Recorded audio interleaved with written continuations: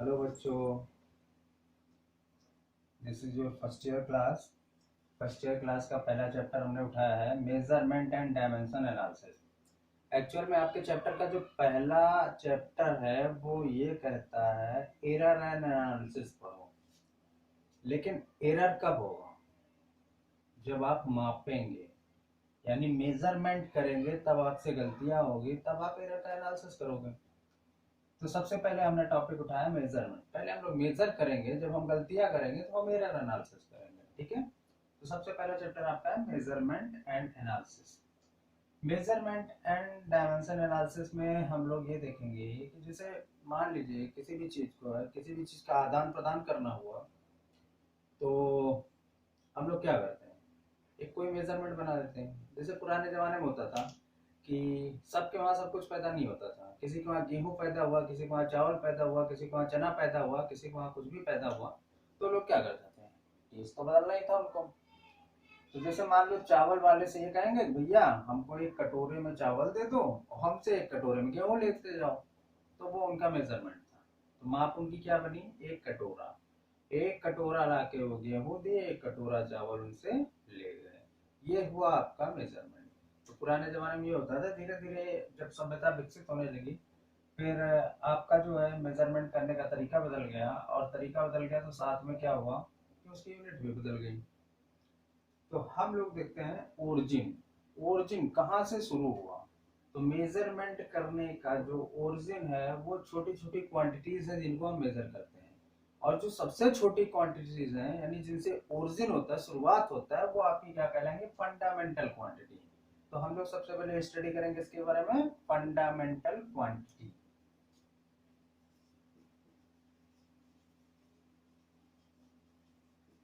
Fundamental quantity मूल राशियां। Ninth में आप लोगों ने पढ़ चुका होगा, बस थोड़ा सा रिपीट करना है, तो थोड़ी सी आपकी याददाश्त ताजा करनी है। मूल राशियां। मूल राशियां क्या होती हैं? ऐसी राशियां होती हैं जिनसे छोटी राशियां पॉसिबल नहीं होती, और हम मूल राशियां कहते हैं।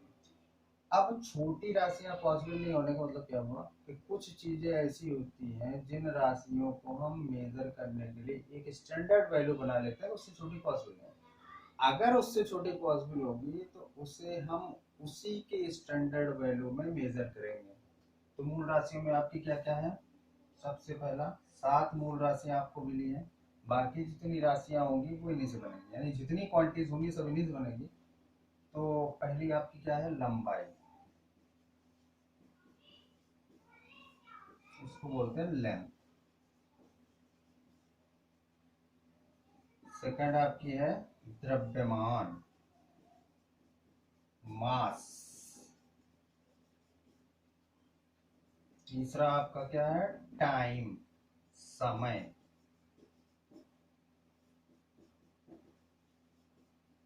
चौथा टेम्परेचर यानी ताप।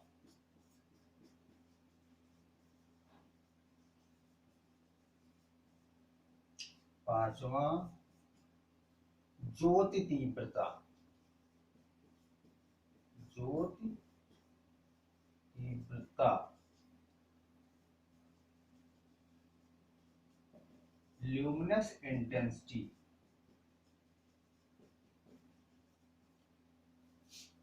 छठा आपका है वैद्युत धारा।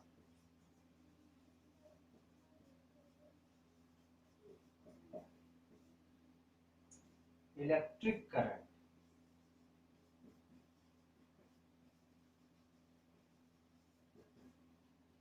और सातवां आपका है पदार्थ की मात्रा।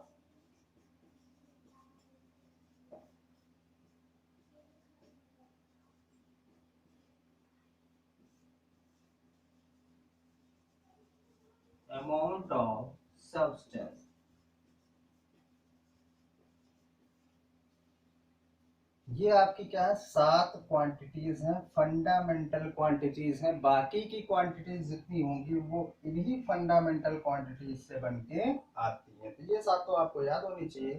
सबसे पहले क्या है, लेंथ, लंबाई, मास, द्रव्यमान, टाइम, समय, टेम्परेचर, ताप, ल्यूमिनस इंटेंसिटी ज्योत तीव्रता, इलेक्ट्रिक करंट वैद्युत धारा और अमाउंट ऑफ सब्सटेंस पदार्थ की मात्रा। अब देखो कोई भी राशि होगी तो उसे मेजर करने के लिए एक यूनिट की जरूरत बनती है। जैसे कि मैंने बताया पुराने जमाने में क्या होता था, एक कटोरा ले लिए या कुछ भी एक अमाउंट बना लिए तो वो नापते थे, एक बार दिए, दो बार दिए, चार बार दिए, कितनी बार दिए, क्या दिए, कटोरे में नाप के दिया, थाली में नाप के दिया, तो वो थाली कटोरा उनकी एक यूनिट होती थी। उसी तरह से इन सब क्वांटिटीज को मेजर करने के लिए एक यूनिट बनाई गई है जिसे हम कहते हैं मात्रा। इसके सामने मैं आपको दिखाता हूँ मात्रा। और फंडामेंटल क्वांटिटीज को जो यूनिट मेजर करती है उसे हम बोलते हैं फंडामेंटल यूनिट। फंडामेंटल यूनिट मूल मात्रा।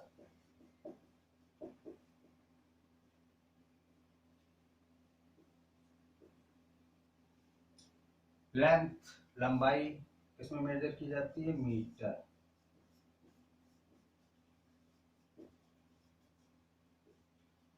द्रव्यमान मास ये किसमें यूज किया जाता है, kilogram. Time second. Temperature kelvin.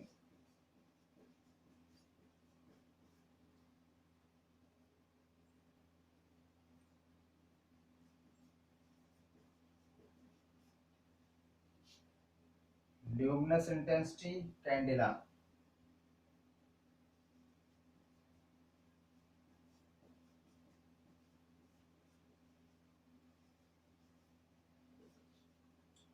Electric current ampere.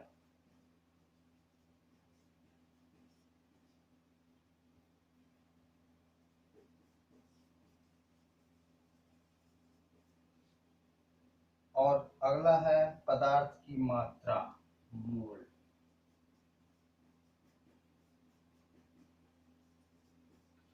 इन सब के लिए एक क्वांटिटी डिफाइंड की गई है जिनमें ये मेजर किए जाते हैं। तो फंडामेंटल यूनिट को, फंडामेंटल क्वांटिटी को यूनिट करने वाले जितने भी यूनिट्स होती है उन्हें बोलते हैं फंडामेंटल यूनिट। फंडामेंटल यूनिट जैसे फंडामेंटल क्वांटिटी आपके लेंथ है तो मीटर में मेजर की जाएगी, मास है किलोग्राम में मेजर किया जाएगा, टाइम है सेकंड में मेजर किया जाएगा, टेम्परेचर है केल्विन में मेजर किया जाएगा, ल्यूमिनस इंटेंसिटी है कैंडा में मेजर की जाएगी, और इलेक्ट्रिक करंट है एम्पियर में मेजर किया जाएगा, और अमाउंट ऑफ सब्सटेंस है ये आपका मोल में मेजर किया जाएगा। इस तरह से जितने भी फंडामेंटल क्वांटिटीज है उनको मेजर करने के लिए आपको फंडामेंटल यूनिट की जरूरत पड़ती है।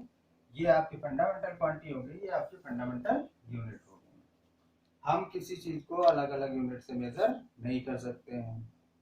हमें अगर मेजर करना होगा तो जो दी गई उसी हिसाब से हम उसको मेजर कर सकते हैं। जैसे अगर हम दूध लेने गए तो दूध लेने के लिए हमें मीटर में मेजर करना जो है वो पॉसिबल नहीं होगा। हमें मेजर किस में करना होगा, लीटर में मेजर करना है।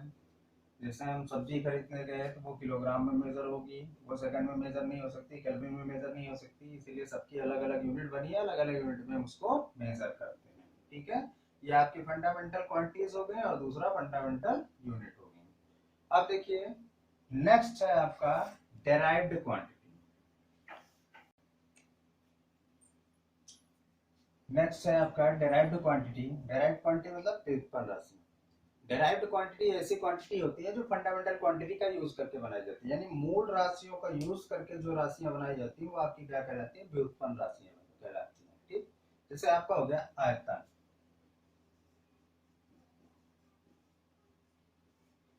यानी वॉल्यूम।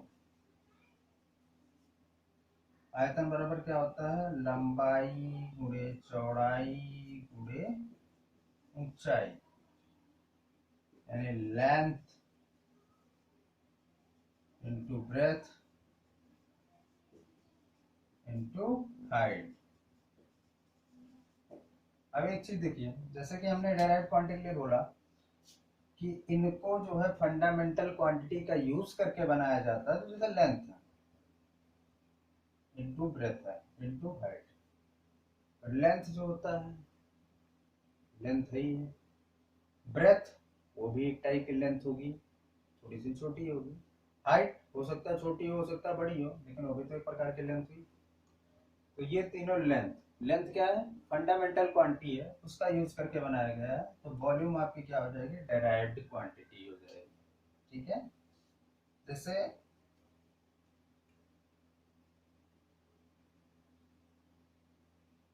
क्षेत्रफल,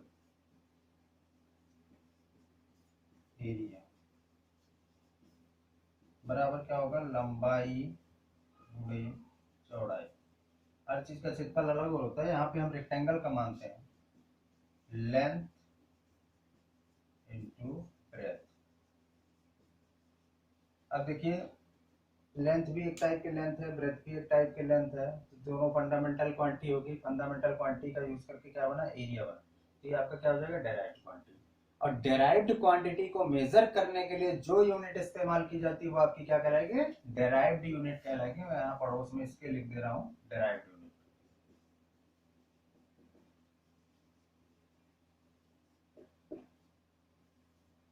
व्युत्पन्न मात्रा, चलिए ठीक है, लेंथ का मात्रक क्या होता है, मीटर। ब्रेथ का मात्रक, वो भी एक टाइप की लेंथ है, unit is also metre. Height भी एक टाइप की यूनिट है, वो भी लेंथ हो जाएगी एक टाइप की, इसलिए उसका भी मात्रक क्या होगा, मीटर। ये हो गया मीटर क्यूब। अब जनरली आप देखो, लेंथ की यूनिट क्या होती है, मीटर होती है, वॉल्यूम की यूनिट क्या हुई, मीटर क्यूब। तो डेराइव्ड यूनिट जो हुई यानी व्युत्पन्न मात्रक जो वो किससे बन रहे हैं, फंडामेंटल यूनिट से बन रहे हैं। तो फंडामेंटल यूनिट का यूज करके जो भी यूनिट बनाई जाती है वो आपकी क्या कहलाएगी, डेराइव्ड यूनिट कहलाएगी। देखिए, फंडामेंटल तो वो 7 आपकी क्वांटिटी थी, उन 7 की जो यूनिट थी वो आपकी क्या थी, फंडामेंटल यूनिट थी। अब बाकी की जो क्वांटिटीज बनेंगी वो आपकी क्या बनेंगी, डेराइव्ड क्वांटिटी बनेगी, और जो उनके साथ करस्पॉन्डिंग यूनिट बनेगी वो भी आपकी क्या होगी, डेराइव्ड यूनिट होगी। ठीक है, अब डेराइव्ड यूनिट जैसे बहुत सी बन जाती हैं, और उनको हम शॉर्ट में मेजर करने के लिए क्या करते हैं, उनके डायमेंशन फॉर्मूला लिखते हैं। ठीक है, तो अब हम लोग देखते हैं इसका डायमेंशन फॉर्मूला। तो सबसे पहले फंडामेंटल क्वांटिटी का हम लोग डायमेंशन फॉर्मूला लिखेंगे, फिर बाकी जिस क्वांटिटी का लिखना होगा बड़े आराम से लिख सकते हैं। तो चलिए देखते हैं हम लोग फंडामेंटल क्वांटिटीज का डायमेंशन फॉर्मूला। तो अब तीनों का चार्ट मैं इकट्ठा बना दे रहा हूँ, ये आपके लिए आसान होगा और आप लोग आसानी से इसको नोट कर सकते हैं। सबसे पहले क्या होगा, फंडामेंटल क्वांटिटी,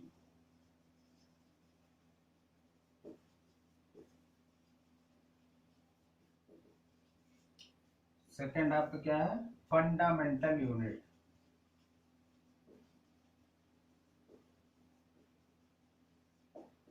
और थर्ड आपका क्या है, डायमेंशन फॉर्मूला।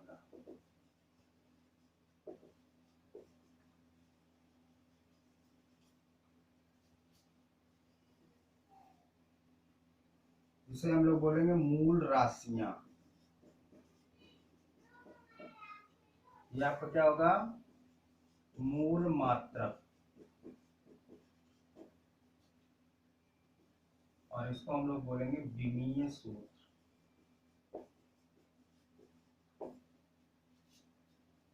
फंडामेंटल राशियां अभी अभी मैंने नोट की थी, तो मैं एक बार फिर से आपको क्लियर करना चाहूंगा। सबसे पहले आपकी फंडामेंटल क्वांटिटी क्या है, लेंथ यानी लंबाई। सेकंड आपकी क्या है, मास, द्रव्यमान। थर्ड आपका क्या है, समय यानी टाइम। फोर्थ, टेम्परेचर, ताप। फिफ्थ, ल्यूमिनस इंटेंसिटी,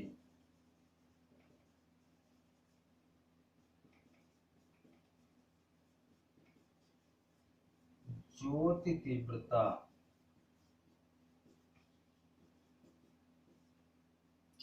सिक्स आपका क्या है, इलेक्ट्रिक करंट।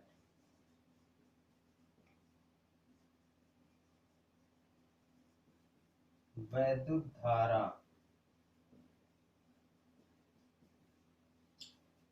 और सेवन आपका क्या है, number of mole amount of substance, sorry,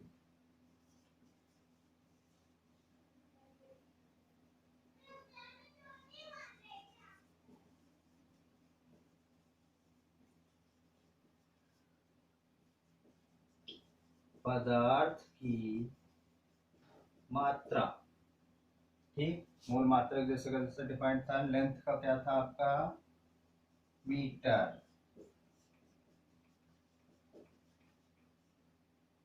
द्रव्यमान का क्या था, किलोग्राम, समय का क्या था आपका, सेकंड,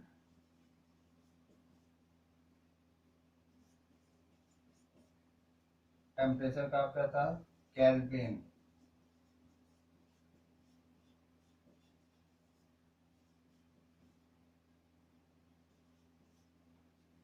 ल्यूमिनस इंटेंसिटी क्या था, कैंडिला,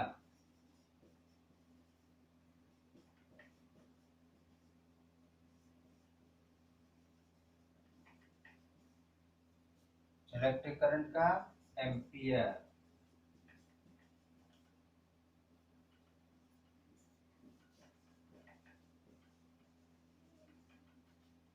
और इसका मोल।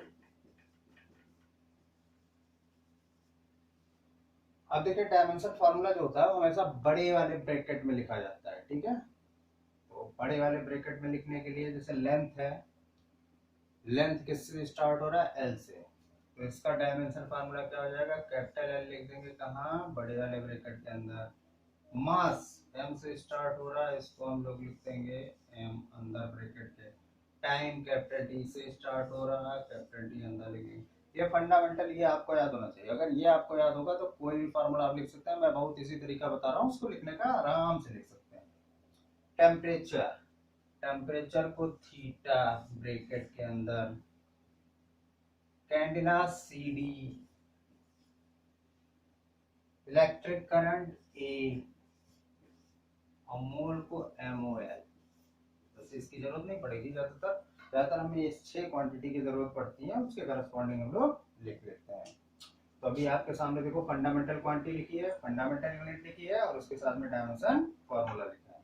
तो आप एक बार इसको देख लीजिए। अब मैं डेराइव्ड यूनिट के डायमेंशन फार्मूला जो है लिख के प्रैक्टिस करके आपको मैं दिखा रहा हूँ, आप उसके बाद चेक करिए और उसको बनाने की प्रैक्टिस कीजिए। चलिए अब आगे हम लोग देखते हैं। फंडामेंटल यूनिट आपको पता चल गई और उसके डायमेंशन फार्मूला पता चल गया। अब हम डेराइव्ड यूनिट के डायमेंशन फार्मूला बनाते हैं। जैसे मान लीजिए आपके पास लिखा है वॉल्यूम, वॉल्यूम बराबर होता है length into breadth into height. आयतन, आयतन बराबर लंबाई गुणे चौड़ाई गुणे ऊंचाई। सबसे पहले तो हम लोग इसकी यूनिट लिखते हैं। लंबाई की यूनिट क्या है, मीटर, शायद हिंदी मीडियम वाले बच्चे भी समझ जाएंगे इस चीज को, मीटर। चौड़ाई यानी ब्रेथ जो है उसकी भी यूनिट क्या होती है, मीटर, और हाइट जो होती है उसकी भी यूनिट क्या होती है, मीटर। तो इसकी पूरी यूनिट क्या हो गई, मीटर क्यूब हो गई। अब देखिए लेंथ, कैपिटल एल जो डायमेंशन फार्मूला होता है, यानी वॉल्यूम का जो VOLUME, वॉल्यूम का डायमेंशन फार्मूला DIM, इसका डायमेंशन फार्मूला जो हुआ मीटर का आपका हो जाएगा L, यहाँ भी मीटर है L, यहाँ भी मीटर है L, तीनों को एक साथ कर लीजिए L का क्यूब। ये आपका हो गया वॉल्यूम का डायमेंशन फॉर्मूला। क्लियर हो गया। थोड़ा सा कॉम्प्लिकेटेड चलते हैं। कॉम्प्लिकेटेड चलने का मतलब क्या हुआ, वेलोसिटी,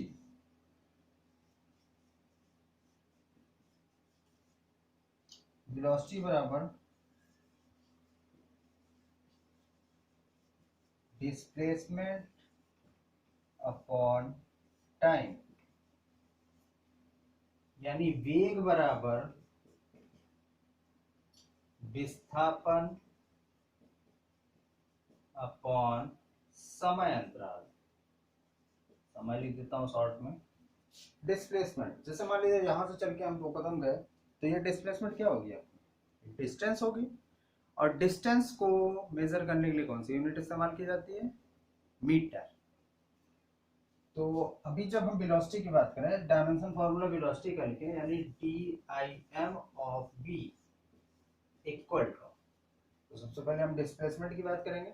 डिस्प्लेसमेंट किसमें मेजर की जाती है? मीटर में। और मीटर के सामने अभी आपने चार्ट में देखा था, क्या लिखा था? एल। तो डिस्प्लेसमेंट की जगह आप क्या लिखोगे? L upon time. टाइम के सामने आपने देखा था टी लिखा था।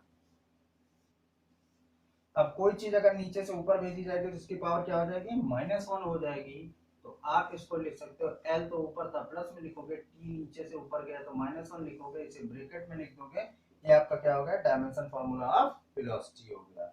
यानी इसका वेलोसिटी का या वेग का विमीय सूत्र जो होगा वो क्या होगा? LT-1 होगा। तो हो गया। अभी मैं आपको एक दो और बता रहा हूँ जिसकी वजह से आपको क्लियर हो जाएगा आपको डायमेंशन फार्मूला कैसे निकालना है। डायमेंशन फार्मूला निकालने के लिए आपको फार्मूला मालूम होना बहुत जरूरी होता है।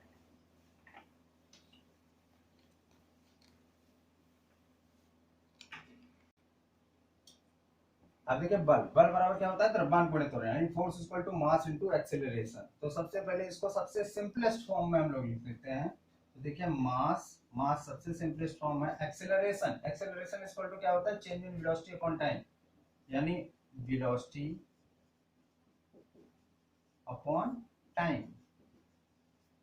अब देखिए, वेलोसिटी बराबर क्या होता है?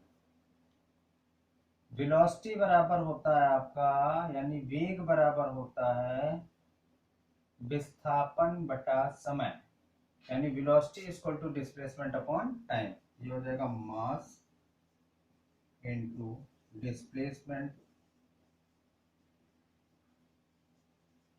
Upon time. तो वेलोसिटी का डिस्प्लेसमेंट अपॉन टाइम है, एक टाइम पहले से था तो यहाँ पे हो जाएगा टाइम का स्क्वायर। अब आप सिंपली आप क्या कर सकते हो? डायमेंशन ऑफ फोर्स, फोर्स का जो डायमेंशन फॉर्मूला है, मास के लिए आप क्या यूज करोगे? मास को m से शुरू होता है, कैपिटल M।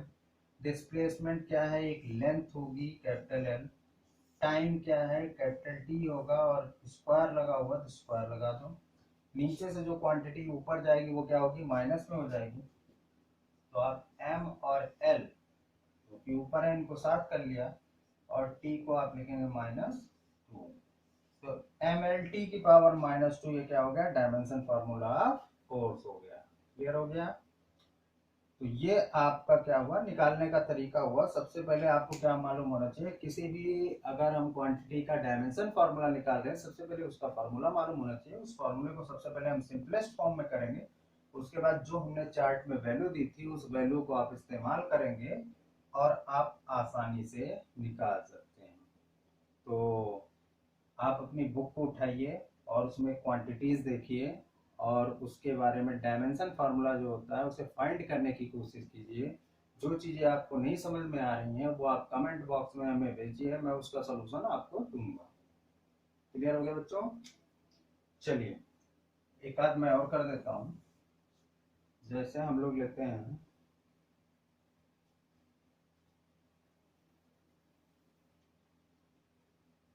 गतिज ऊर्जा,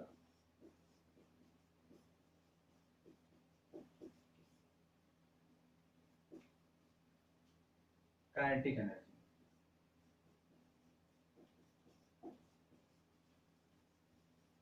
kinetic energy formula, famous formula 1/2 mv²।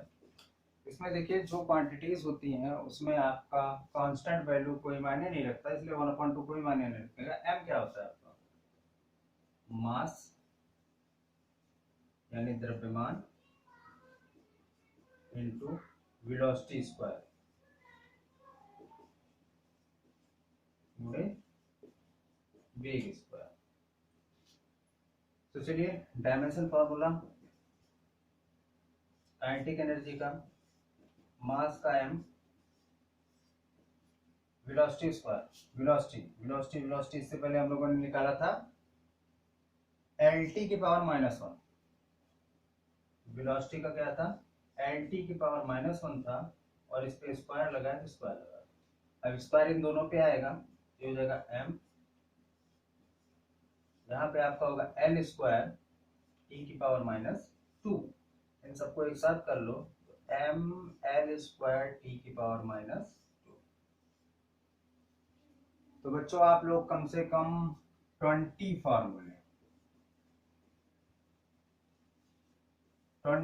फार्मूले के आप डायमेंशन फार्मूले बना के प्रैक्टिस कीजिए। बाकी की जो चीज़ें डायमेंशन की बहुत सी चीज़ें बहुत सी यूज होते हैं जो मैं आपको नेक्स्ट वीडियो में क्लियर करूंगा।